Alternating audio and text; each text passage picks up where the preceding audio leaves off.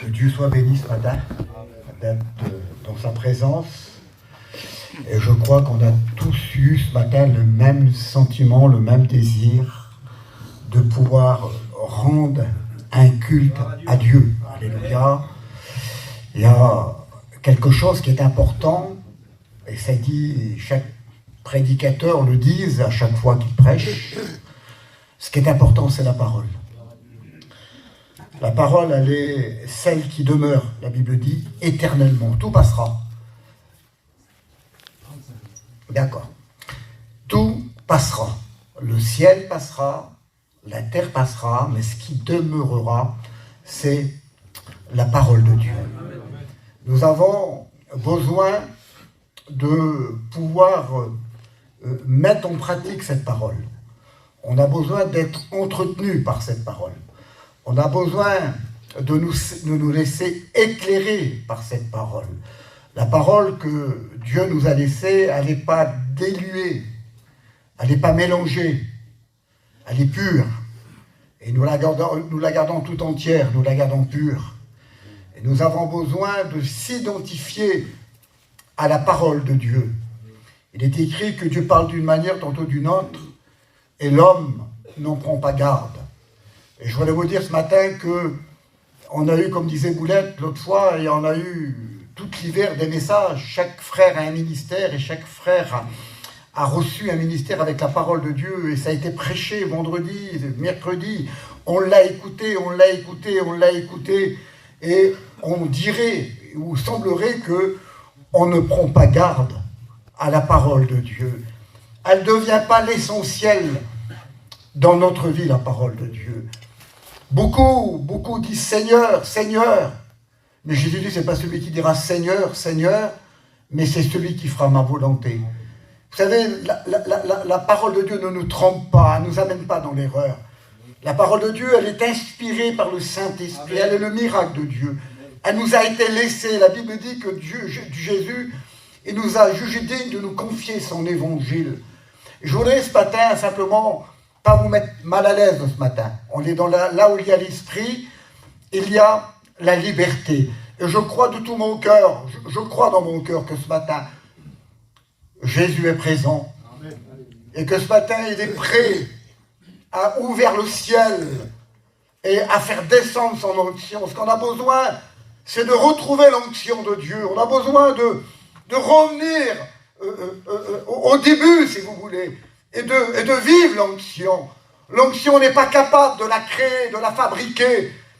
L'onction n'est pas le fait d'une belle réunion, d'un beau message. L'onction, c'est bien plus que ça. C'est l'huile qui coule. C'est l'huile qui coule sur notre vie. Et on a besoin de cette onction. On a besoin de retrouver l'onction de Dieu dans nos vies.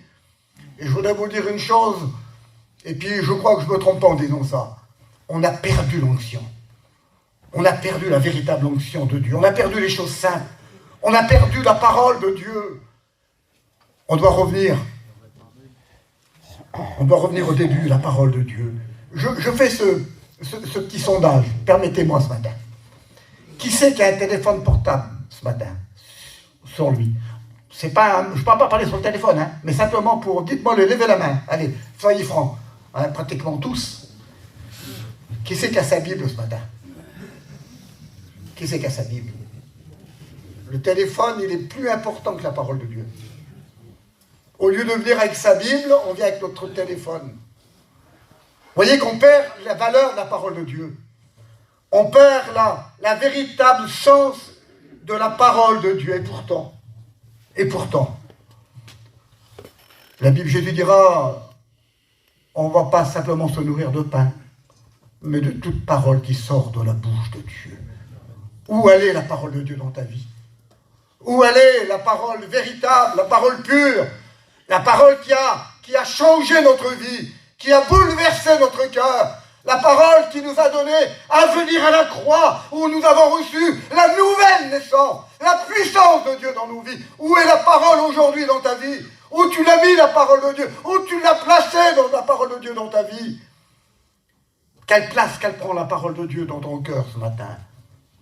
On serait presque des pharisiens ce matin. On serait presque faire de la morale.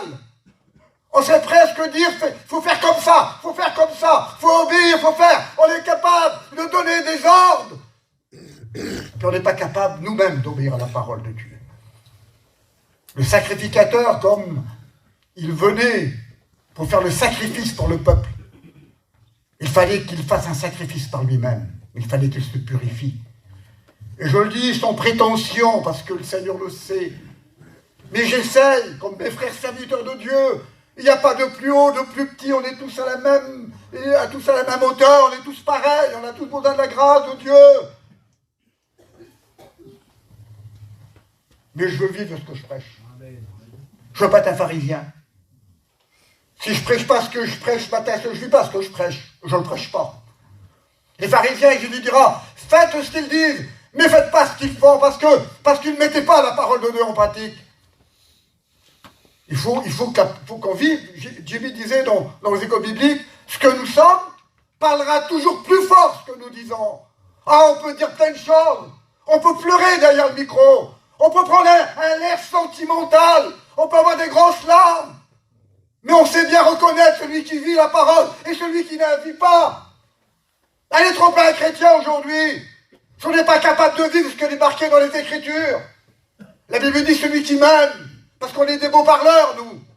On est des beaux parleurs, on fait des beaux discours. Mais comme Jésus dira, celui qui m'aime, celui qui a l'amour pour Dieu, véritablement, que c'est ancré dans son cœur, alors il met la parole de Dieu en pratique. Il a dit la parole. Amen. Et croyez-le qu'un homme qui vit la parole, ça se voit. Ça se voit. Parce qu'on n'est pas là pour paraître. On n'est pas là pour éblouir. On n'est pas là pour faire croire ce que nous ne sommes pas.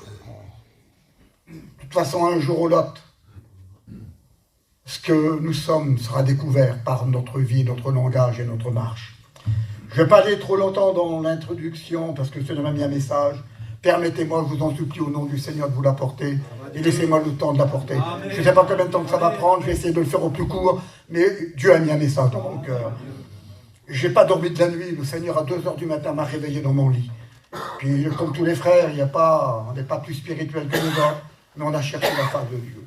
En ces âges, nous, on a prié. Et puis Dieu m'a réveillé, j'étais incapable de dormir, incapable de m'endormir. J'étais comme si c'était là, au plein jour. Et puis j'ai médité un petit peu, j'ai prié pendant un bon moment dans la nuit. Et puis je voudrais vous apporter ce que Dieu a mis dans mon cœur. Amen. Je voulais vous parler sur Abraham. Je ne vais pas vous faire une étude sur Abraham, mais ça va être spirituel. Abraham, c'est l'image de l'Église avec Sarah. Et puis, on va essayer de spiritualiser l'Église en travers la marche d'Abraham, en travers son caractère, à travers cette vie qu'il a eue avec Dieu, Abraham. Je voulais qu'on puisse essayer de faire un parallèle, de mettre, si vous voulez, l'Église par rapport à Abraham. Et puis, nous allons voir que pour certains vont se voir dans le message. Moi, le message m'a béni. Le message, je vous promets qu'il m'a encouragé. Je vous le dis devant le Seigneur que le message m'a donné à m'approcher de Dieu réellement. Écoutez-moi, on n'est pas là pour faire du sentiment. On a besoin de la véritable onction. On ne veut pas être des pourparleurs. Et puis ce matin, essayons d'écouter la voix. Essayons d'écouter la parole. Ne regardez pas à l'homme. Vous savez, aujourd'hui, on aime le spectacle. On aime l'exceptionnel. On aime les noms. Et puis bien des fois, on le dit, je le fais moi-même et je demande pardon à Dieu. On vient trouver le frère, comment t'as prêché mon frère? Quel message! Ah là là, on fait des louanges aux hommes! Mais où est la louange à Dieu? Un jour, un homme a dit qu'il était dans 2 réunions. Puis un jour, il était à la réunion le matin, puis il est revenu de la réunion, puis il a dit ce mot. Et il a dit comment qu'il a prêché le pasteur, quel message qu'il a donné. Et puis l'après-midi, il a été dans une autre réunion. Et puis comme il était à la réunion, il est sorti de la réunion. Il a dit comment Jésus m'a parlé. Vous voyez, c'était différent. Essayons de voir Jésus ce matin. C'est lui qu'on est venu écouter. C'est lui qui bénit. C'est lui l'auteur. Nous sommes que le facteur qui apporte la lettre. Nous sommes que la voix qui crie. Laissons l'homme de côté. Essayons de voir la parole de Dieu. Laissons voir Dieu derrière tout ça. Laissons voir la gloire de Dieu, la puissance de Dieu. Là, il est capable de bénir, de restaurer, de relever, de nous faire repartir avec un nouveau départ. toi de laisser Dieu faire. Regardez plus à l'homme. On dirait combien un homme vient, l'église elle est trop petite. On vient de tous les côtés, on croit que c'est l'homme qui apporte la bénédiction. Bien non. Parce qu'on voit bien le fruit. On voit bien qu'est-ce qui rapporte. On voit bien la répercussion de ceux qui veulent s'attacher et voir un homme. Bien sûr qu'il y a des ministères qui ont été établis par Dieu. Mais écoutons la parole. J'ai écouté le Cosette témoigner que les gens venaient pour écouter la parole. Ils trichent avec des dessins, ils ne savaient même pas lire. Ils étaient là, ils venaient s'entourer, ils avaient soif, ils aimaient la parole, ils venaient rencontrer Dieu, et les miracles s'accomplissaient, les conversions se faisaient. Aujourd'hui, il ne se passe plus rien. Écoutez-moi, c'est l'apôtre Paul qui le dit dans 2 Thessaloniciens sous le ciel, je ne sais pas trop le dire, mais vous avez compris, 2. Il faut que d'abord, avant que Jésus revienne, il faut que l'apostasie soit là. C'est dans la parole vente, il dit qu'il faut qu'ils jettent leur foi par-dessus bord. Et aujourd'hui, l'apostasie. Aujourd'hui, on ne vit plus la véritable onction, la pure, la vraie, celle qui descend du ciel, celle qui nous bénit, qui nous fait avancer, qui nous fait agrandir avec Dieu. T'as une factice, t'as une apparence d'onction. C'est pas parce que tu pleures, c'est pas parce que tu cries, c'est pas parce que tu lèves les mains en l'air que tu as l'onction de Dieu. La véritable onction qui découle dans nos vies, elle nous fait aimer Dieu, elle nous fait nous approcher de Dieu, elle nous fait grandir en Dieu. Aujourd'hui, on a pris l'habitude de faire lever les mains, mais où sont les véritables inconvertis qui tombent à genoux et qui pleurent sur leurs péchés? Où sont les véritables retrogrades qui ont été touchés par la parole et qui reviennent dans la maison de Dieu? Posez-vous la question. Il faut revenir à la source. Alors je vais aller vite parce que je vais être trop lent. Je vais vous parler de l'appel d'Abraham. Alors je l'ai marqué là, et puis je vais aller vite. Écoutez-moi, Dieu va appeler Abraham. C'est l'appel de Dieu à Abraham. Dieu va appeler Abraham de sortir de Ur. Il va l'appeler à sortir de ce pays. Écoutez-moi, il y a eu un appel pour l'Église. Dieu a appelé l'Église à sortir du monde. Nous avons été prédestinés. Nous avons été élus avant la fondation du monde. Dieu, dans les temps anciens d'éternité, il avait déjà prévu un plan à la chute d'Adam pour l'Église. Ça nous dépasse. Dieu a appelé l'Église à sortir du monde, à sortir du monde, à sortir du monde. Vous comprenez ce que je veux dire? Et puis Dieu va dire à Abraham, Abraham, tu vas sortir de ton pays. Tu vas quitter ta patrie, tu vas quitter ton père, tu vas quitter ton terrain, ton territoire. Tu vas partir dans un pays que je te montrerai. Écoutez-moi, c'est pas au présent, c'est à l'avenir. Voyez, c'est Dieu qui va s'adresser à Abraham, parce que Dieu connaît. Dieu a un plan pour l'Église. Et puis il dit, tu vas devenir, je ne vais pas tout lire un par un, mais j'ai pris des petits morceaux, mais tu vas devenir. Toi, il n'y était pas, il était à Ur. Et à Ur, je l'ai marqué là. Excusez-moi que je trouve ce que j'ai marqué, parce que à Ur, c'est brillant. C'est ce qui brille. Ça veut dire lumière qui paraît. Vous savez très bien. Écoutez-moi, le monde, c'est factice. C'est de la poudre aux yeux. Le monde, c'est un paradis artificiel. Mais on le sait très bien que le monde trompe les inconvertis, qui les amène dans les ténèbres. Mais nous avons eu la lumière de Dieu. Dieu nous a appelés à sortir de Ur. Vous le comprenez, ça? Que Dieu nous appelait à se séparer du monde. Va dans le pays. Va, je vais te montrer. Et puis l'Église a su Jésus. Quel est le modèle qu'on a? Si ce n'est pas Jésus qui est la parole de Dieu, dites-moi, comment on va le faire pour le suivre? On ne suit pas nos pensées. On suit Jésus. Moi, quand j'ai rencontré Dieu, il y a eu une évolution. Il y a eu un progrès qui est monté en puissance dans ma vie spirituelle. Elle n'a jamais diminué, ma vie spirituelle. Elle était en puissance, elle a grandi, elle a grandi, elle a grandi. Puis quand je regarde derrière moi, Puis je dis, Seigneur, eh bien là-bas j'étais comme ça, mais je ne suis plus. Il y avait ça chez moi, mais je ne l'ai plus. Dieu nous appelle à sortir de Ur. À sortir de Ur, il faut sortir. Sortez du monde. Et puis il dit, tu seras une source de bénédiction. C'est ça l'Église. Écoutez-moi, l'Église, elle n'est pas là simplement pour faire beau. L'Église, elle doit devenir, quoi? Une source de bénédiction. Et dit, les familles de la terre seront bénies en travers toi. Les nations seront bénies en travers toi. Il sortira des rois en travers toi. Sortez de Ur, je vous en supplie au nom du Seigneur. Il y en a qui se sont convertis, ils n'ont jamais sorti de Ur. Ils sont toujours dans les lumières qui paraissent.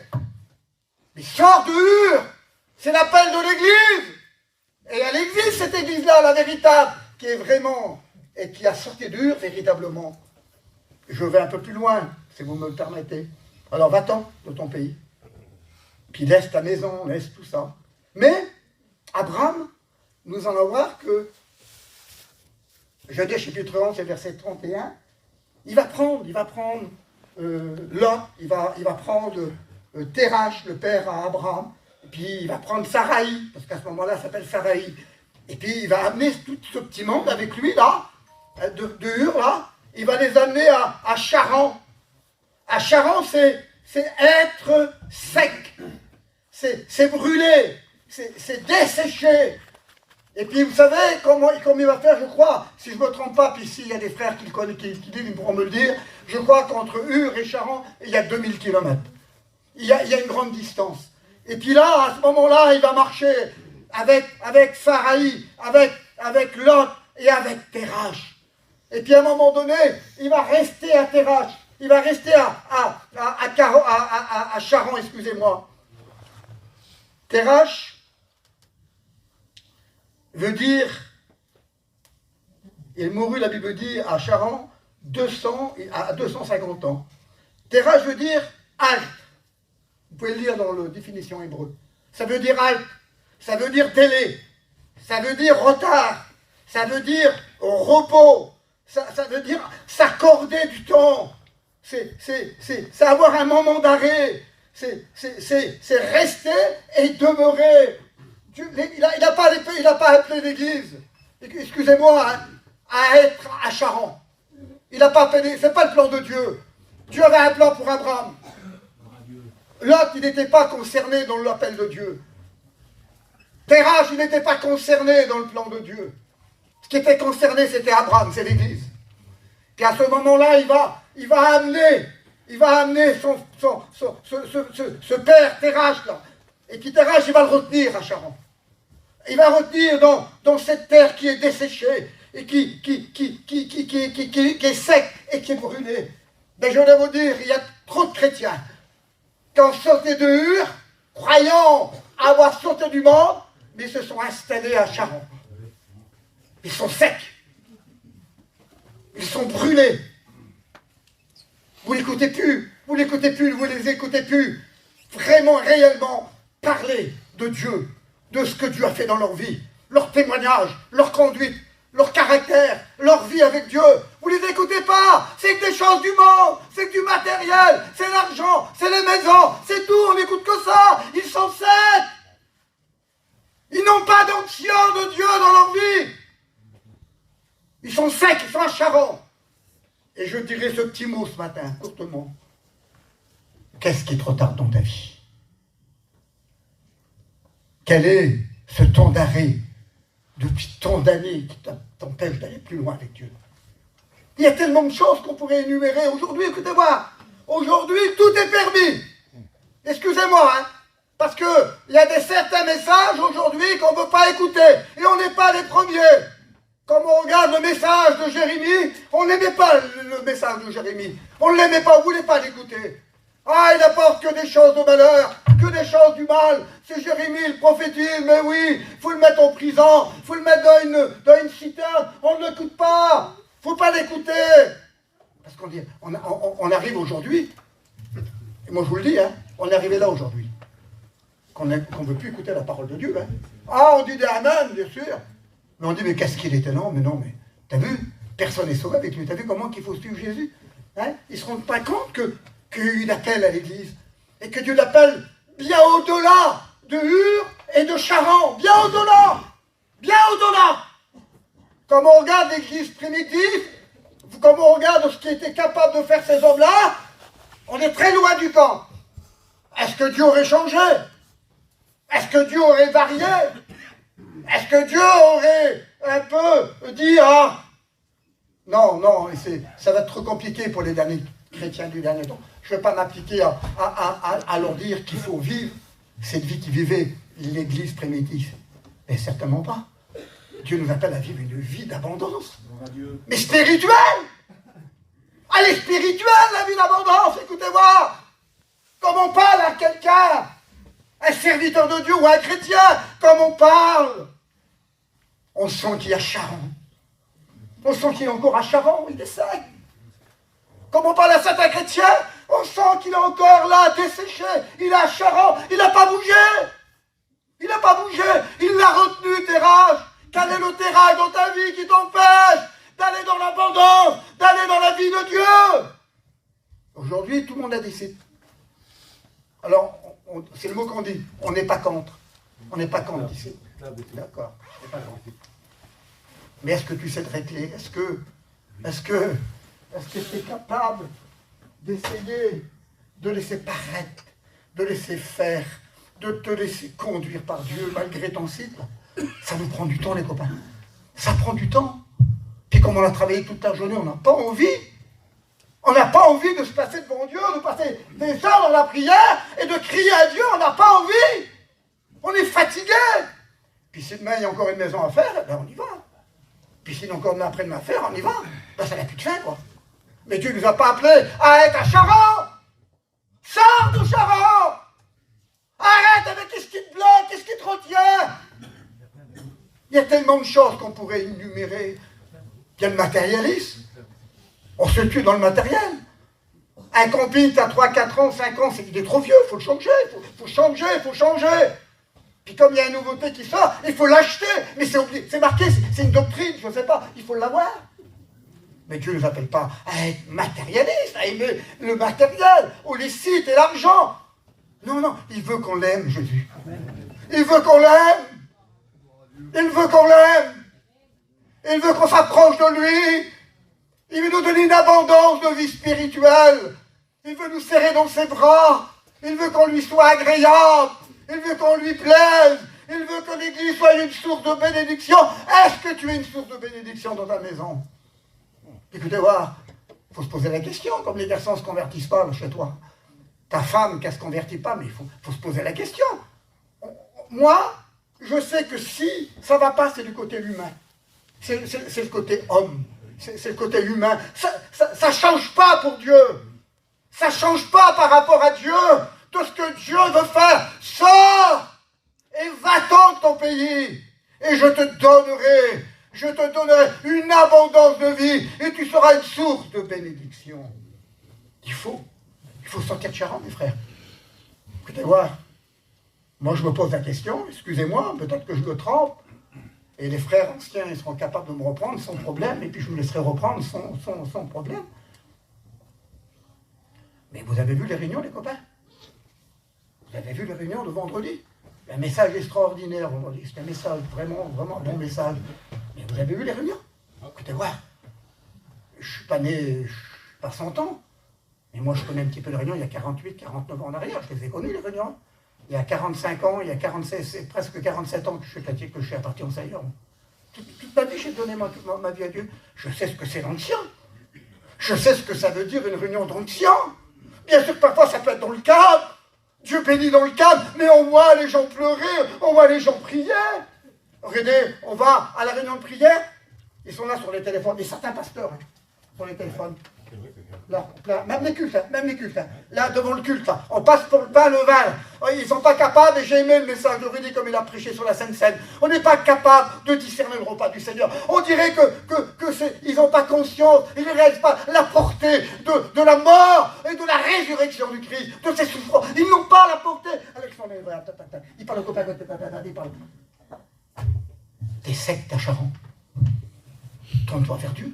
Alors, de Charon, là, le terrache, il meurt. il meurt à 250 ans, ça a été lent, il a perdu beaucoup de temps. Je vous promets, je vous le promets devant Dieu, je le promets devant le Seigneur, vous avez perdu du temps énorme, énorme le temps que vous avez perdu. Le temps que vous avez perdu. Ne croyez pas que dans le ciel, que vous allez tous distraire, qu'il y aura des amusements, qu'il y aura des choses pour nous distraire, pour nous amuser. Le ciel, qu'est-ce qu'on fera dans le ciel? On sera près du Seigneur, en train de l'adorer. On sera en train de louer Dieu, de servir Dieu.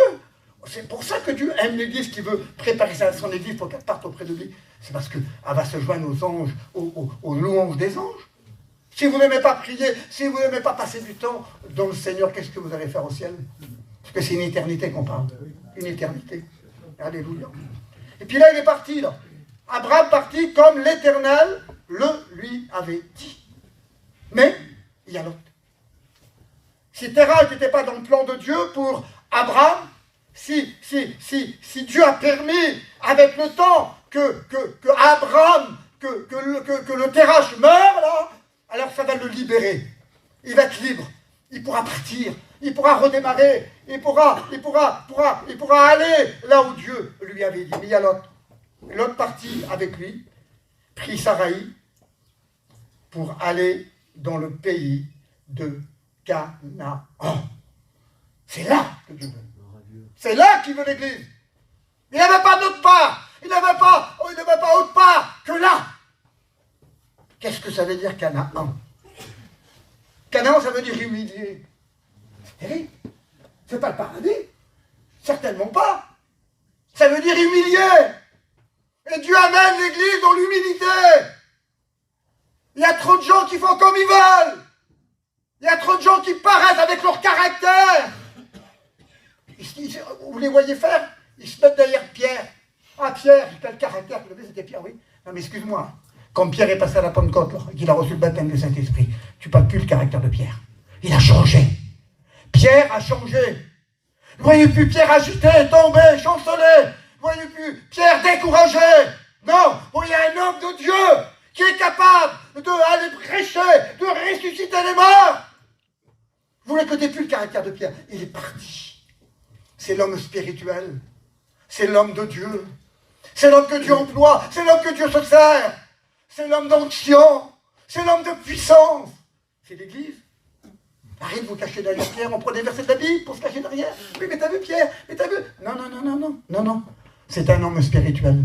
Montre à la chambre haute. T'as besoin. Ah, il était avec Jésus, c'est vrai, il était là sur la montagne où il a été glorifié, où que son corps a changé, où son vêtement a changé, où il a été métamorphosé, je ne sais plus. Mais il était là, il était glorifié, il était merveilleux, il a vu la lumière, il a vu Dieu parler, il a fait des expériences inimaginables, Pierre, avec Jésus. Ce qui manquait à Pierre, c'était l'onction. Ce qui manquait à Pierre, c'est d'être dans la chambre haute. Il avait besoin de recevoir l'onction. On n'écoute plus parler de Pierre. On n'écoute plus parler de Pierre. Ça s'appelle le jeune Paul va se permettre de reprendre Pierre. Pas rien, hein, c'est Pierre, c'est l'ancien. Il dit pas un mot, Pierre. Pas un mot. Le caractère a changé. La vision a changé à Pierre. Sa vie a changé. Parce qu'il est passé à la chambre haute. T'as besoin? Reviens à la chambre haute. Reviens. Tu crois que tes affaires vont s'arranger avec ton caractère, avec tes pensées, avec tes points. Mais tu te trompes, mon ami. Le diable a mis des orières sur tes yeux, là. Mais c'est pas comme ça. Qui c'est qui ouvre le ciel? Qui c'est qui bénit? Jésus. Amen. Vous allez où? On est capable de prendre la place de Dieu, de penser. Ah ben oui, il y en a qui prennent leur pensée pour la pensée de Dieu. Oui, mais la parole ne nous dit pas ça. Que gloire. Essayons de vivre ce qu'on dit. Essayons de mettre en pratique la parole de Dieu. Et puis, il va partir. Il va partir, Abraham, avec Lot. Partir, et puis, il prie avec lui pour aller dans le pays, les gars qui veulent humilier. C'est se soumettre. C'est se rabaisser. C'est la soumission. C'est ça, Canaan. Et puis, avant de l'amener dans la terre, ou de l'amener dans des lieux élevés, Dieu le fait passer à Canaan. Il le fait passer dans la soumission, dans l'obéissance. Vous savez très bien que l'obéissance vaut mieux que tous les sacrifices. Vous savez très bien qu'on ne peut pas servir Dieu avec notre orgueil, avec notre caractère. On ne peut pas le servir, c'est pas possible, ça ne marche pas, ça ne colle pas, c'est pas possible. Il faut aller à Canaan. Va à Canaan, je t'en supplie. Va te soumettre, va obéir. Viens te tenir dans l'humilité, de reconnaître qu'on est pécheur, qu'on ne mérite rien, qu'on n'est rien sans lui. On a besoin. On a besoin. Puis là, il a été à Canaan. Et puis là, il a compris. Et puis après, ben, il a reparcouru, il a voyagé. Vous voyez, excusez-moi, mais on parle un petit peu le parcours d'Abraham. Puis Abraham, là, à ce moment-là, il parcourait le pays jusqu'au lieu nommé Sichem. Je ne sais pas ce que je dis bien. Sichem. À Sichem. Ah, il va à Sichem. Mais Sichem, c'est quoi? Le mot Sichem se dit en hébreu épaule. Épaule. Ça veut dire fardeau. Ça veut dire joug. Ça veut dire une charge. Ou une charge qu'on fléchit. Ou qui nous fait chanceler. Qui nous secoue et qui tombe. Ah, pourtant, il avait démarré de Hur, il a passé par Charan, il a été pourtant à Canaan, mais là, à ce moment-là, il a un fardeau, il a une charge, il est là, il chancelle, il est secoué dans sa vie. Il y a combien de chrétiens comme ça, Seigneur? Vous les voyez? Écoutez-moi, c'est pour ça qu'il faut réfléchir, il faut comprendre par le Saint-Esprit que Dieu ne nous a pas parlé derrière l'estrade, là, à nous morfondre. À ne pas arriver vers quelqu'un. Ah, je parle dans le problème, c'est dur. Ils s'apitoyant sur leur sort. Ah, tu avais le problème, mais comme si c'était nouveau. Comme si tu n'avais qu'un qui ont des problèmes. Comme si tu as qu'un qui ont des fardeaux, des charges et des jougs sur eux. Ils sont tellement avec leurs problèmes, eh bien, qui fléchissent dans leur foi, qui fléchissent dans leur vie chrétienne. Parce qu'ils voient le problème à place de voir Dieu, l'œuvre de Dieu, ils voient leurs problèmes à la place. Puis on les voit maintenant, c'est courant. Écoutez-moi, les chrétiens sont déjà fatigués d'avance, puis vous montez derrière l'estrade, puis vous parlez de votre misère pendant 2 heures. Ben dites-moi ce qu'ils m'en reçoivent, les chrétiens. C'est compliqué. Ce qu'ils ont besoin, les chrétiens aujourd'hui, c'est un mot d'encouragement. D'abord, on ne parle pas de nos problèmes. Tout le monde a des problèmes. Si je voudrais vous dire mes problèmes, je dois vous faire pleurer ce matin. Mais j'ai pas envie. Mes problèmes, vous savez où je les passe, moi? Dans ma chambre. On cherche en Dieu. On prie en Dieu. Et Dieu répond. On est en communion avec Dieu. On est en communion avec Dieu. On sent la présence de Dieu. On ne sait pas factice. C'est pas de l'émotion. C'est pas sur un beau cantique. Bien que les cantiques sont spirituels, ils sont bons. Mais c'est pas un cantique. C'est pas une belle prédication. Non, c'est à genoux. Puis on prie, puis c'est dur, c'est compliqué. Mais on insiste, on prie. Puis d'un coup, le ciel s'ouvre. Puis on descend l'onction, l'huile qui découle dans nos vies. Il vient nous encourager, il vient nous bénir, nous rassurer, nous prendre dans ses bras. Ne jetez pas mes problèmes derrière l'estrade. Dieu m'a pas appelé à parler des problèmes. Arrêtez avec vos problèmes, je vous en supplie. Bien sûr, si tu es découragé, viens en parler à un pasteur. Il va t'encourager de dire un mot de Dieu. C'est bien de le faire. Bien sûr, si tu es malade, va le dire à un serviteur, puis on va prier pour toi. C'est bien, mais respecte ton problème toute la journée. Écoutez voir, l'Église n'est pas appelée à ça. L'Église n'est pas appelée à ça. Allez à Charan. Allez arriver à Sichem, là où il y a le fardeau, là où il y a le problème, là où il y a le poids, là où il y a le découragement, là, on est en billette, on est secoué, on est tombé à genoux. C'est ça l'Église aujourd'hui. Vous croyez que vous êtes les seuls? Écoutez, voilà, je suis écouté il n'y a pas longtemps. 365 millions de chrétiens persécutés dans le monde aujourd'hui. Jamais la persécution n'était aussi forte. Jamais. Il y a des pays, 76 pays qui persécutent les chrétiens. On a demandé à une femme qui était là. On lui a dit, tu vas renier ton Dieu, il n'existe pas. Hein. Ça n'existe pas, renier ton Dieu. Elle a dit, écoutez, voilà. Elle a dit, on va aller plus vite que ça. Je veux mourir. Et tuez-moi. Parce que Dieu, je ne le renierai jamais. On fait ça, non?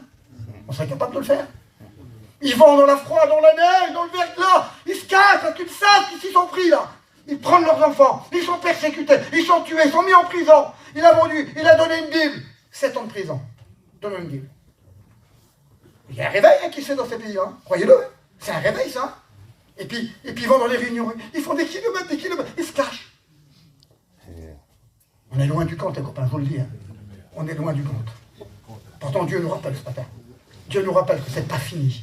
Ce n'est pas fini. Ce n'est pas fini. Il y a un moment de grâce.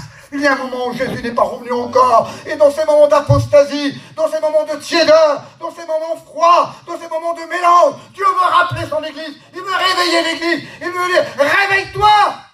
Il est temps de se réveiller. Temps de se réveiller. Et puis là, il va sortir. Parce que Dieu nous fait sortir de nos problèmes. Ne dites pas le contraire.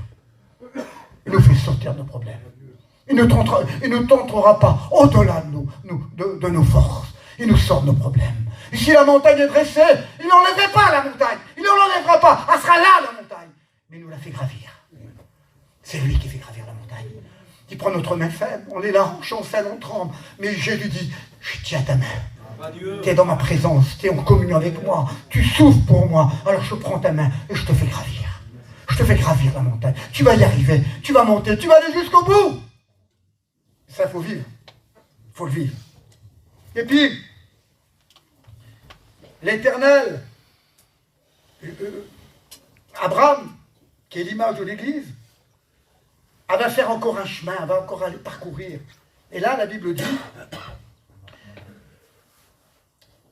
il se transporta de là vers la montagne de l'Orient, de Bethel, où l'Éternel lui a apparu. Écoutez voir. On a besoin de planter nos tentes à Bethel. Il est temps de le faire. Plantons nos tentes à Bethel. Laissons Charan, laissons Ur, laissons Sichem. Il faut planter ces tentes à Bethel. Plantons nos tentes. Il est temps de le faire. Il n'est pas trop tard. Arrête avec tes sites. Tu n'as pas besoin de ça. Nous devons dépendre de Dieu. Il n'y a plus un chrétien qui dépend de Dieu. Il y a quelques-uns. Mais le plus grand nombre, ils savent. Ils savent comment faire pour réussir dans la vie. Ils savent. Mais Dieu veut que tu dépendes de lui. Quand le peuple d'Israël est sorti, il y avait la Shekinah. Il y avait cette nuée le jour et cette colonne de feu la nuit. Puis comme la Shekinah avançait, et d'un seul coup, elle stoppait. Et tout le peuple restait là. Ils montaient leur tente, ils montaient le tabernacle. Et puis c'était un jour, une semaine, un mois, on ne sait pas. Mais tant qu'il n'avait pas décidé, il restait en place. Puis comme la Shekinah redémarrait, la nuée, le jour et la nuée, et la flamme de feu la nuit, et le peuple démarrait. On ne dépend plus de Dieu. On ne dépend plus de Dieu. On dépend de notre capacité, de notre savoir-faire, de notre intelligence, de notre internet, de nos sites. On sait le faire, on sait réussir. Et puis on voit aujourd'hui, avec les prétextes qu'ils trouvent, ouais, mais mes enfants, il faut pourvoir leurs besoins, il faut que j'achète un terrain, il faut que je bâtisse une maison, il faut que je change mon camping, il faut que je change mon camion, il faut que je gagne de l'argent, il faut que j'ai de l'argent. Et Dieu t'a pas demandé ça. Dieu t'a demandé de le suivre. N'oubliez pas l'appel des apôtres. Comme il appelait Pierre, il appelait tous ces hommes. Ils ont laissé leur maison, ils ont laissé leur pêche, leur barque. Ils ont tout laissé, ils ont suivi Jésus. Dieu nous appelle à ça, l'Église.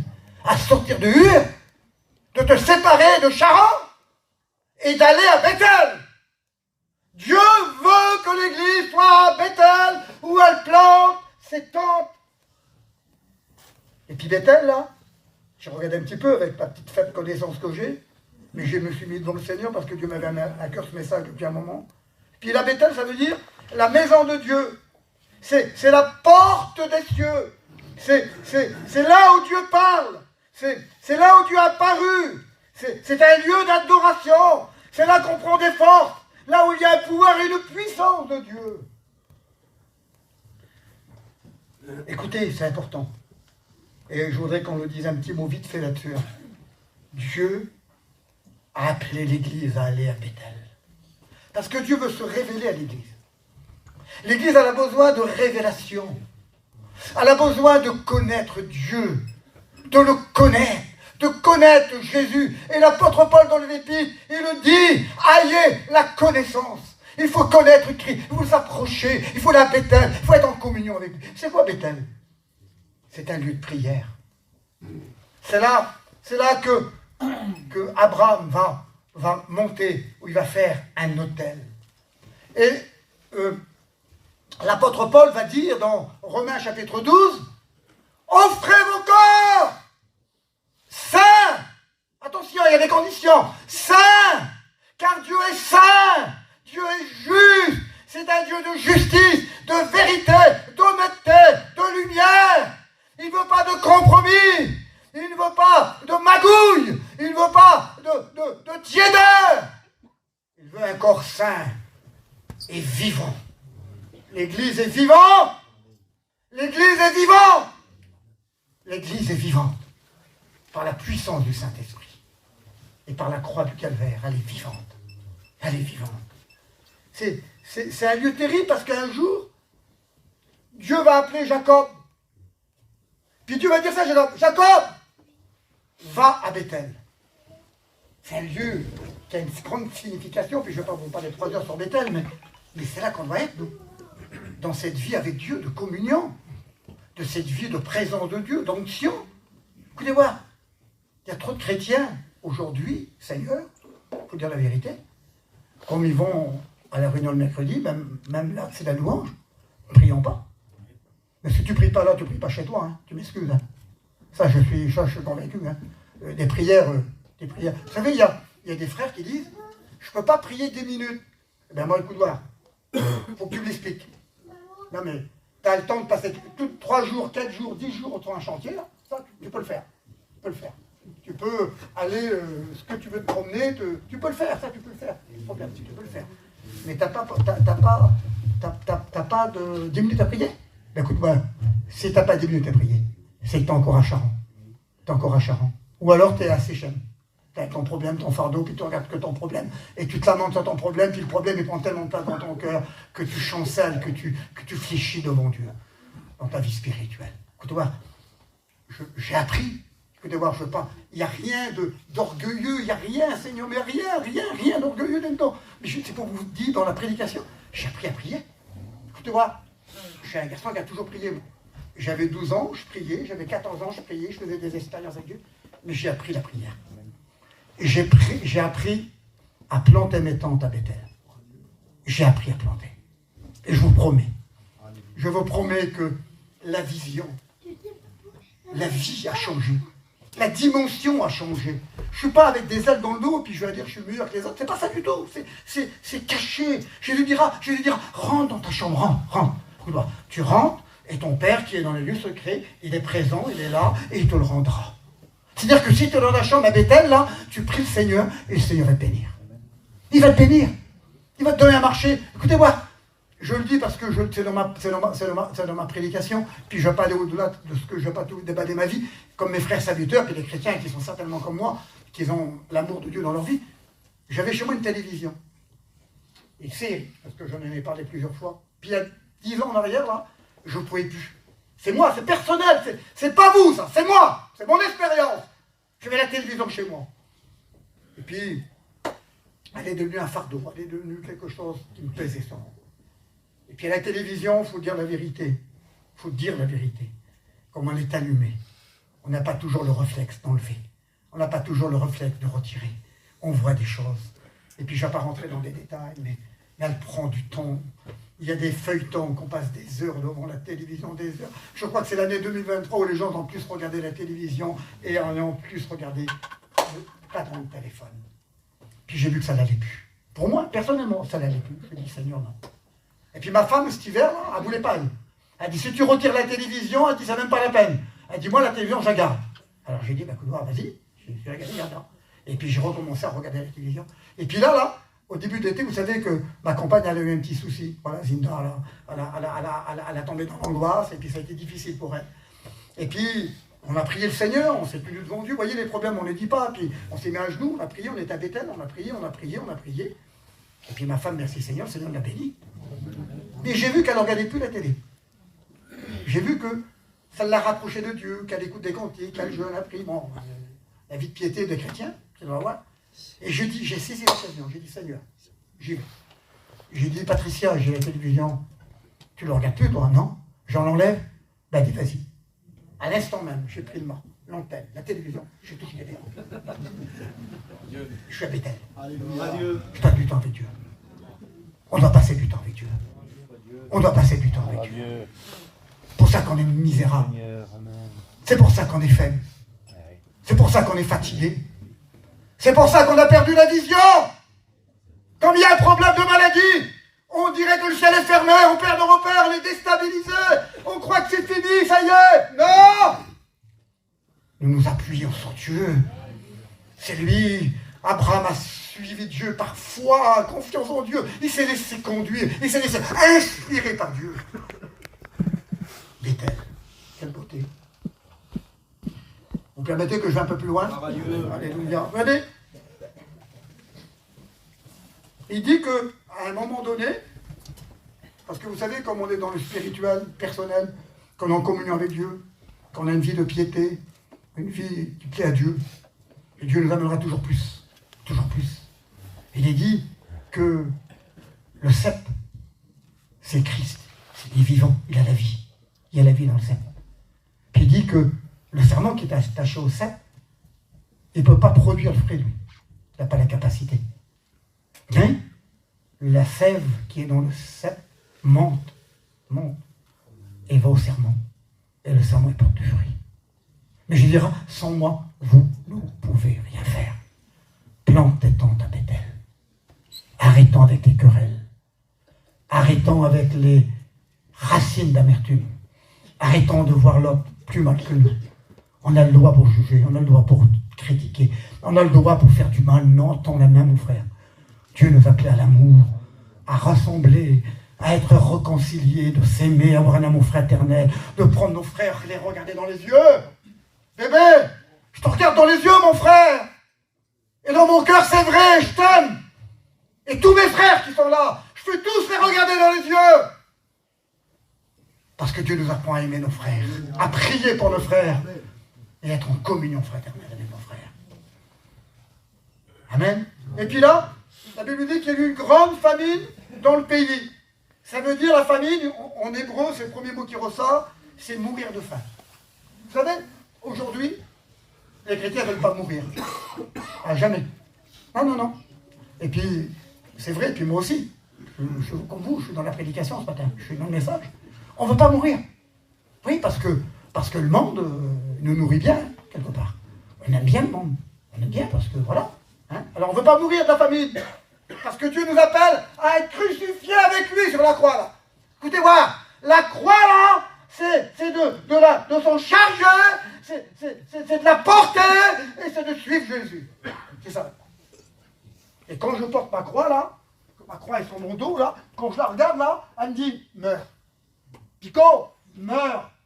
Meurs à toi-même. Meurs à ton égoïsme. Meurs à tes intérêts personnels.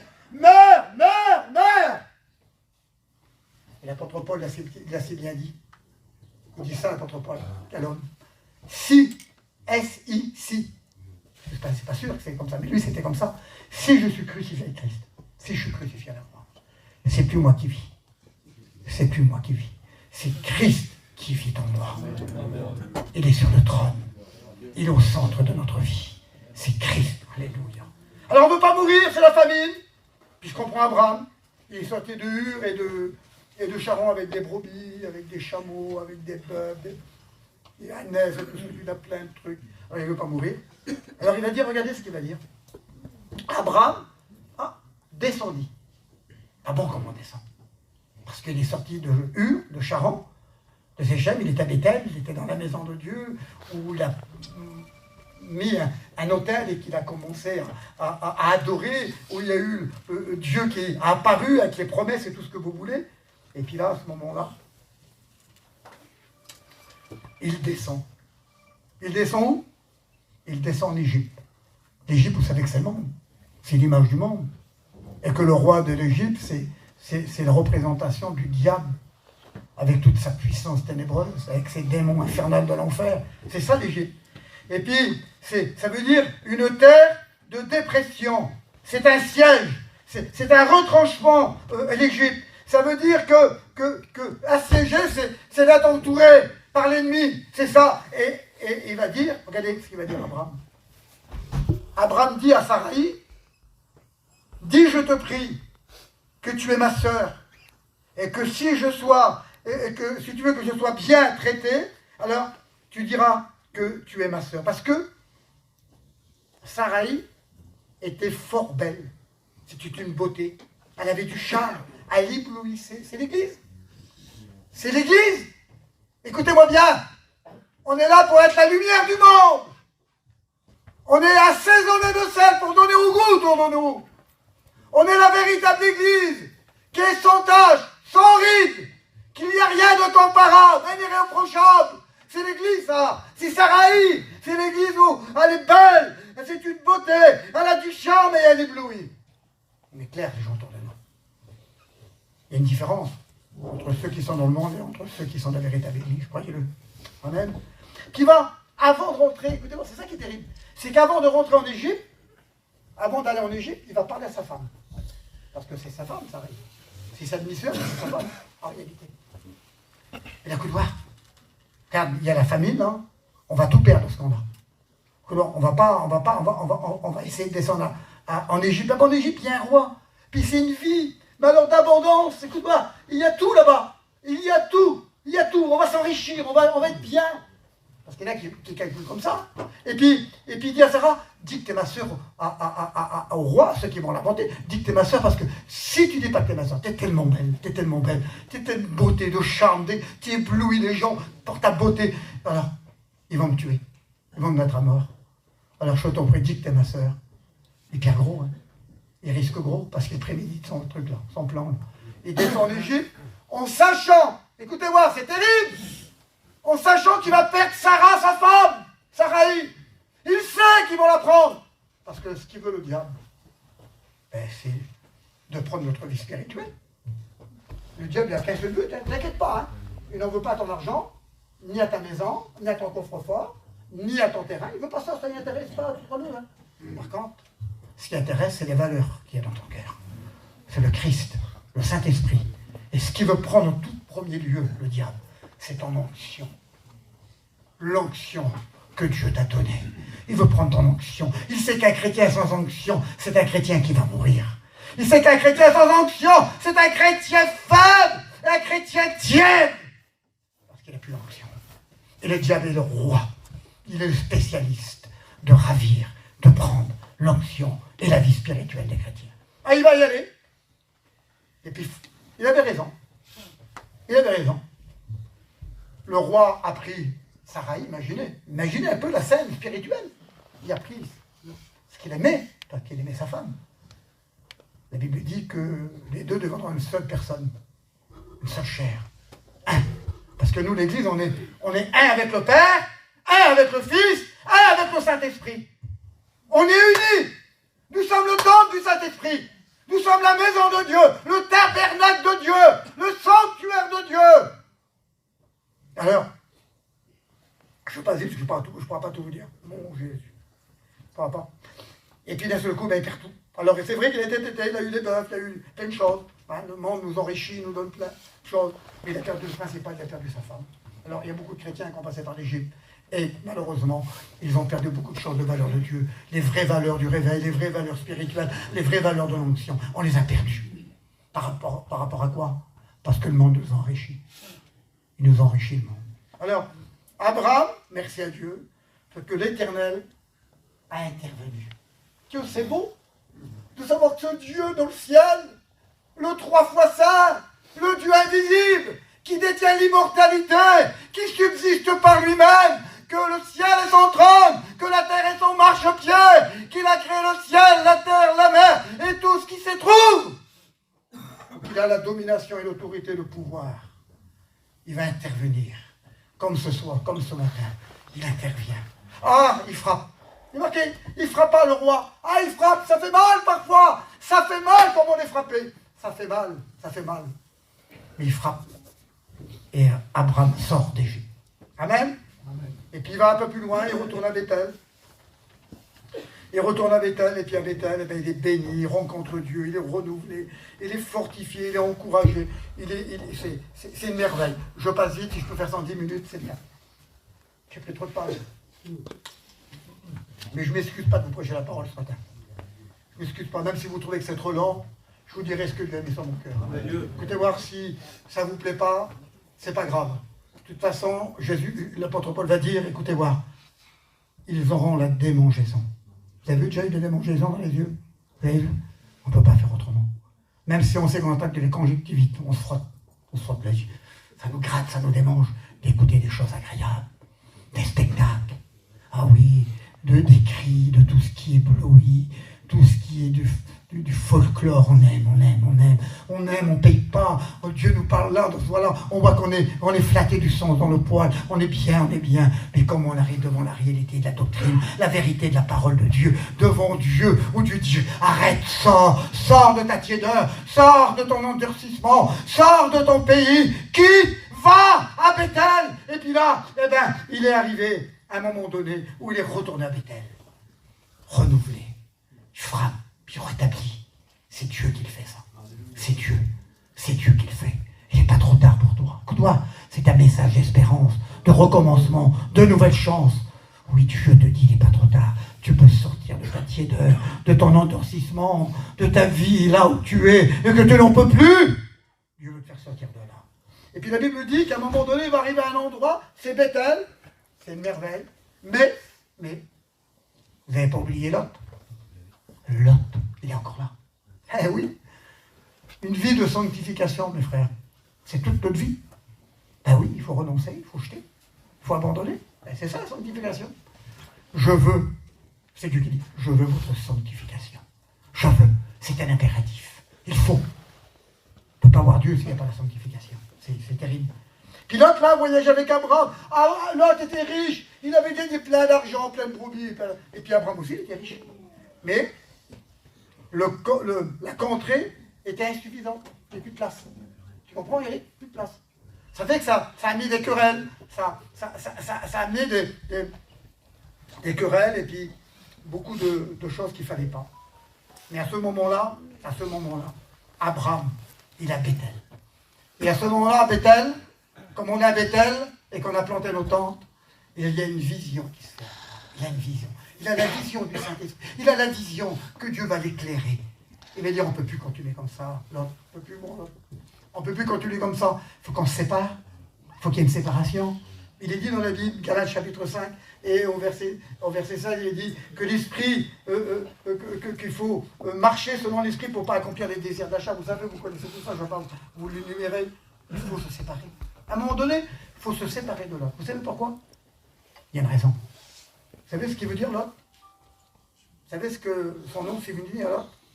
Ça veut dire, oui, exactement, ça veut dire voile. Ça veut dire une couverture. C'est une séparation. Vous voyez, tant qu'il y a Lot avec Abraham, ben Abraham va en Égypte. Tant que Abraham a Lot, ben la vision elle est faussée. Parce que, écoutez-moi bien, il faut dire la vérité, parce qu'on est là pour dire la vérité, de toute façon, dans l'amour, bien sûr, dans l'amour. Parce que n'oubliez pas que là, vous ne le voyez pas, vous, mais il y a une main invisible là qui est tendue. Elle est là, la main de Dieu, elle est tendue. Celui qui veut la saisir, hein, qui c'est qui veut la saisir? Prenez la main de Dieu. C'est parce que Dieu est capable de te relever ce matin. Mais il y a le voile. Seigneur, il y a le voile, il est voilé. Il n'a plus la vision de Dieu. Combien de serviteurs de Dieu, excusez-moi mes frères, pas vous, hein, mais en général, combien de serviteurs de Dieu qui n'ont plus la vision de Dieu? Écoutez, moi, excusez-moi de dire ça, mais je me mets dedans, moi, je suis avec vous, hein, voyez-le. Hein. Aujourd'hui, on parle de jeûne et prière. Pour certains serviteurs, c'est un fardeau d'aller jeûner et prier. Quand on a parlé avec le frère qui est venu le dimanche, mercredi, là, il a dit tous les jours à 4 heures, là, tous les jours à 4 heures, on se réunit dans l'église et on prie. Mais ça se faisait avant, ça se faisait, rien. Avant, les chrétiens et puis les serviteurs de Dieu, ils avaient des moments de prière ensemble. Excuse-moi, mais c'était comme ça. Hein. Il n'y a pas la vision. Là, il est voilé. Il est voilé. Et là, ce qu'il va voir, là, il va lever les yeux, il va voir le Jourdain. Alors, comme, c'est marqué, la plaine du Jourdain était comme un jardin de l'Éternel. Comme un jardin de l'Éternel. Comme. C'était pas le jardin de l'Éternel. C'était Sodome et Gomorrhe à côté. C'était pas. Mais, regardez ce qu'il dit. Il était comme un jardin de l'Éternel, comme le pays de l'Égypte. Ah, ça m'a interpellé ça. Je dis, Seigneur, il y a des chrétiens qui paraissent, mon Dieu, ils sont comme un jardin de l'Éternel, comme un jardin de l'Éternel. Ils auront l'apparence de la piété, mais ils renieront ce qui fait la force. Écoutez-moi, Dites-moi pas qu'on peut être chrétien sans prière, sans jeûne, sans mise à part, sans sanctification. J'y crois pas. Il avait l'apparence du jardin, le parent du jardin, comme un jardin de l'Éternel. Mais il vivait l'Égypte. Combien de chrétiens, mes frères? Ils ont l'apparence du jardin. Ils ont l'apparence du jardin de l'Éternel. Ah là là, quel chrétien! Et dans leur cœur, c'est l'Égypte. C'est l'Égypte. Croyez-le moi, c'est l'Égypte. C'est ce qui était Lot. Alors il y a une séparation, puis le Seigneur a séparé. Et c'est une beauté. Puis par la suite, je passe vite, parce que je vais rester dans les clous. C'est qu'Abraham va planter ses tentes et habiter. Écoutez-moi, habiter parmi les chaînes de Mamré. Écoutez-moi, c'est glorieux. C'est glorieux de planter ses tentes aux chaînes de Mamré. Chaîne de Mamré, ça veut dire force, c'est vigueur, c'est embonpoint, ça veut dire abondance et être gras. C'est ça, Mamré. Vous savez, c'est des étapes, faut pas croire. Hein. Dans notre vie spirituelle, on a des étapes. Et plus qu'on meurt, plus qu'on abandonne, plus qu'on renonce, plus qu'on prie, plus qu'on jeûne, plus qu'on lit, plus qu'on marche dans sa figuration, ben on plante notre temps. On a Mamré. Il y a Mamré là. Eh bien, un jour, rappelez-vous, il y a l'autre qui est prisonnier. Il est prisonnier par un roi. Et puis le roi va le prendre avec ses biens et ses richesses, dit la Bible. Il va le prendre. Et combien le roi du monde a pris ta compagne, tes enfants, avec ses biens, avec sa jeunesse, avec sa joie, avec sa paix, avec là, il vient y prendre. Et puis il fait, et puis il s'en va avec tout ça. Mais écoute, voir, excuse-moi, hein, tu peux prier pendant 2000 ans. Tu peux prier avec une éternité de prière. Le ciel sera fermé si tes temps ne sont pas plantés à Mamré. Parce qu'attention, la Bible dit que la prière du juste a une grande efficacité. La prière du juste, c'est vrai qu'on était justifié. Merci Seigneur. Amen. Mais la justice, je lui dirai, celui qui a faim de la justice, il sera rassasié. On a besoin de planter le temps à Mamré. Ah oui, on est à Bethel, mais Bethel, je vais plus loin. Dans Bethel, je grandis. Dans Bethel, je vis le ciel. Eh oui, on n'est pas des extraterrestres. Abraham, c'était pas un extraterrestre, il n'était pas sur la planète Mars. Il était bien le pied sur la terre, mais il vivait à Mamré. Les hommes de Dieu ont vivé. Ils plantaient leur temps, là. Ils plantaient leur temps. Et puis là, ben, il va armer, dit la Bible. 318 hommes armés. Il a l'armure. Armure pour combattre. Tu l'as ton armure, toi? Hein? Tu l'as, la ceinture de vérité, la cuirasse de la justice, le soulier du zèle, le bouclier de la foi, le caxe du salut, l'épée à double tranchant. Tu l'as? Pas les combattre, pas les ramener, tous ceux qui sont perdus de chez toi. Est-ce que tu vis l'onction dans ton camping? Est-ce que les gens voient que tu es un homme de prière? Est-ce que tu vois que tu es un homme d'onction? Ou que les gens, comme ils viennent te parler, ils sont attirés? Ça leur fait du bien. Juste en leur parlant, sans rien dire d'autre. Simplement en leur disant un mot, ils sont bénis en travers toi.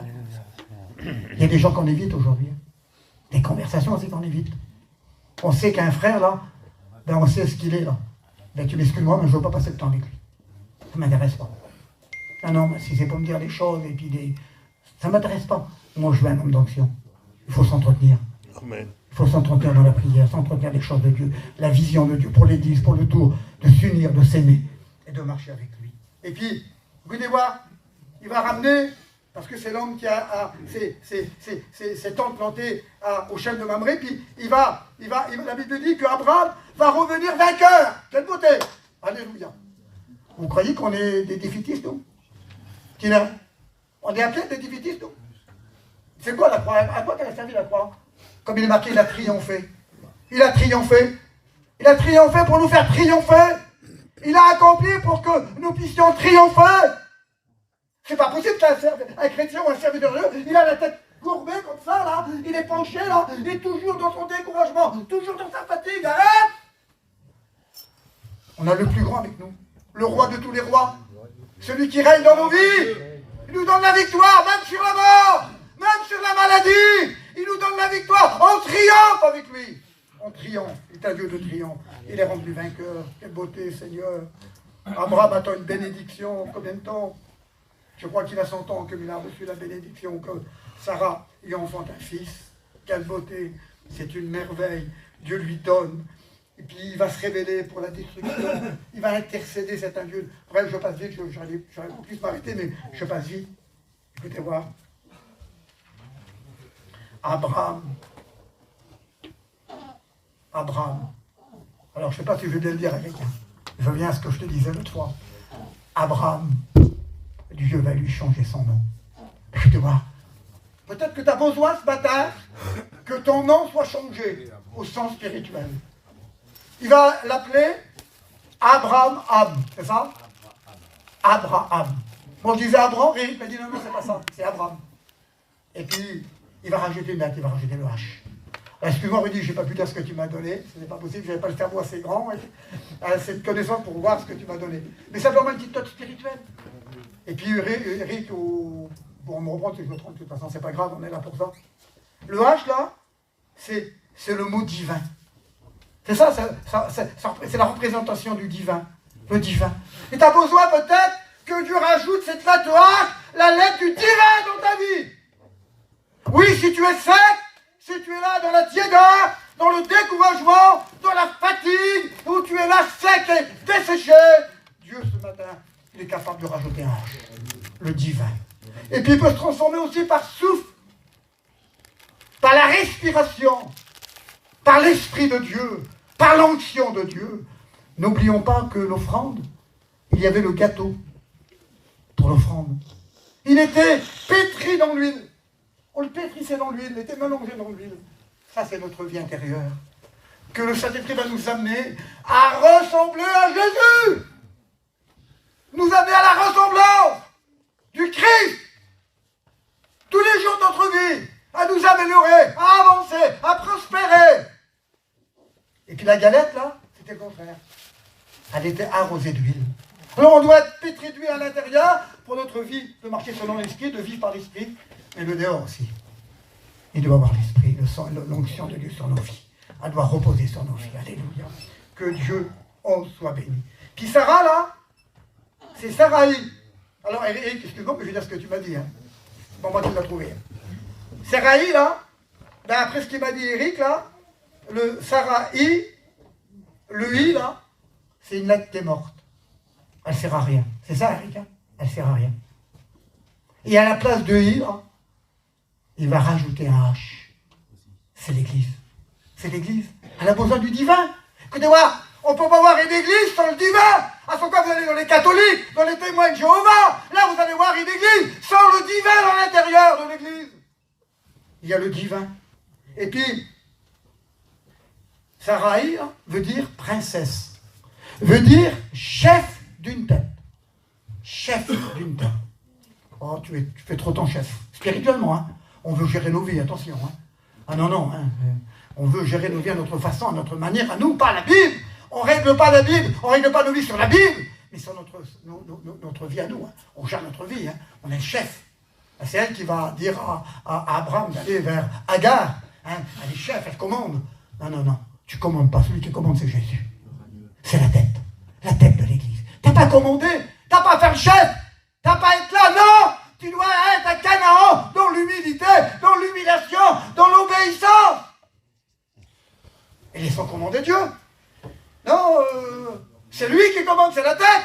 Et on est le corps. On ne va pas commander Jésus quand même. Il faut commander. On va se laisser diriger, conduire par Dieu. Écoutez-moi, il y a plein de choses à faire. Ils sont spirituels. Il y a plein de choses à faire. Parce qu'autour de nous, il y a trop de gens qui meurent. Et même à l'église, écoute-moi, je me permets de le dire. Pas tous, bien sûr. Je suis adroit. Et je suis logique, pas tous. Il y a des hommes de Dieu, il y a des femmes de Dieu qui vivent à Bethel et qui ont planté leur temps à Mamré. Oui, oui, oui, je le sais. Mais il y en a plein qui sont morts, spirituellement, qui n'ont plus l'onction, et qui ont besoin que Dieu rajoute le H du divin et l'esprit qui est capable de nous amener à cette vie de connaissance. Je termine par ça, pour revenir. Vous me donnez 5 minutes? 5 minutes, s'il vous plaît. Vous savez que comme Dieu va envoyer les anges pour faire sortir Lot de Sodome et Gomorrhe. Il va dire, sors de Sodome et Gomorre, car je vais détruire. Vous savez, Sodome, c'est le monde. Hein, on sait qu'il est sur la colère et le jugement, et que ça va être détruit, on sait que c'est ça. Et puis il dit, sors, sors, et va sur la montagne. C'est l'ordre de Dieu, ça. Parce que comme on triche avec Dieu, comme on n'est pas vrai, mon Rudy, comme on veut faire à notre tête, qu'on veut commander, mais l'autre, il va dire, Seigneur, fais-moi grâce, tu m'as fait grâce déjà de ne pas sortir de Sodome, là. Fais-moi grâce, regarde, regarde. Il y a Sior, il y a cette petite montagne, tout de suite, petite montagne, là. Donne-moi à y aller, donne-moi à y aller. Tu peux le faire. Alors Dieu, ben, si tu veux le faire, parce que Dieu n'est pas celui qui contredit, tu veux le être comme ça, ben, vas-y, vas-y. Mais comme il arrive là-bas, et qu'il marche pour aller sur la petite montagne, parce que Dieu ne l'aurait pas détruit. Il aurait été laissé sur la montagne, puis après il aurait détruit Sodome et Gomorrhe, c'est logique. Parce qu'il ne l'aurait pas fait sortir de Gomorrhe si c'était pour le détruire. Mais il y a sa femme qui suit derrière. Et la femme dit que, la Bible dit que la femme regarda, comment? En arrière. Ben, je vais vous dire, c'est bien plus que ça. C'est bien plus que ça. Comme Sodome est détruit, là, elle fait un pas en arrière. Elle recule. Vous le voyez dans la définition hébreu, vous le trouvez. Le mot arrière. Alors, elle recule et elle se déploie. Elle s'est retournée. Elle n'a pas tourné la tête, hein, excusez-moi. On peut avoir des petits moments de faiblesse, des petits péchés involontaires. On peut avoir un petit moment. Non, non, mais là, elle recule et elle se déploie. Et la Bible dit qu'elle se change en statue de sel. Il y en a plein qui sont des statues de ciel aujourd'hui. Des statues de sel parce qu'ils ont été en arrière et qu'ils se sont tournés vers le monde. Puis lui, là, ben, il est sur la petite montagne. Il est sur la petite montagne, il est à ce petit pays qu'il a voulu être là. Et puis je ne vais pas être cru, et puis je ne vais pas rentrer dans les détails aussi, bien sûr, mais je l'ai marqué là. Il est là, et d'un seul coup, il y a une abomination avec ses deux filles. Puis il va sortir deux nations. Il va sortir deux nations, ce sont ces nations. Il va sortir Moab et les Ammonites. Les deux. Écoutez la conséquence de l'autre. Ce que nous ne voulons pas faire mourir, là, maintenant, demain nous tuerons. Demain nous tuerons. Il faut mettre à mort. Qu'il n'y a pas de concession, qu'il n'y a pas de compromis dans la vie spirituelle. Il faut mettre à mort, parce que demain, nous mourrons. Puis d'un seul coup, il a accepté, il n'a pas accepté, mais bon, ça s'est fait comme ça, et c'est venu des dieux, le dieu Komosh et le dieu Moloch. J'en dis les deux, attention. Moloch et Komosh. Où qu'on sacrifiait les enfants. Écoutez-moi, une abomination, ça a été des ennemis. Et même le pays d'Israël a été séduit. Puis je vais aller plus loin que ça. Allez, en terminant. Les Ammonites, là, imaginez que Salomon. Vous savez que Salomon, on ne parle pas de n'importe qui. Il a introduit cette religion des Ammonites à Jérusalem. Oh, il y a combien de chrétiens, Seigneur? Mon Jésus, qu'on a amené dans l'église. Des dieux étrangers, des abominations. Ils sont là en train de prendre la Sainte Seine, en train de vous la prier, croyant que c'est bien, que ça marche, que ça passe. Mais ça passe pas. Parce que Dieu te le rappelle ce matin. On prie le Seigneur. Excusez-moi.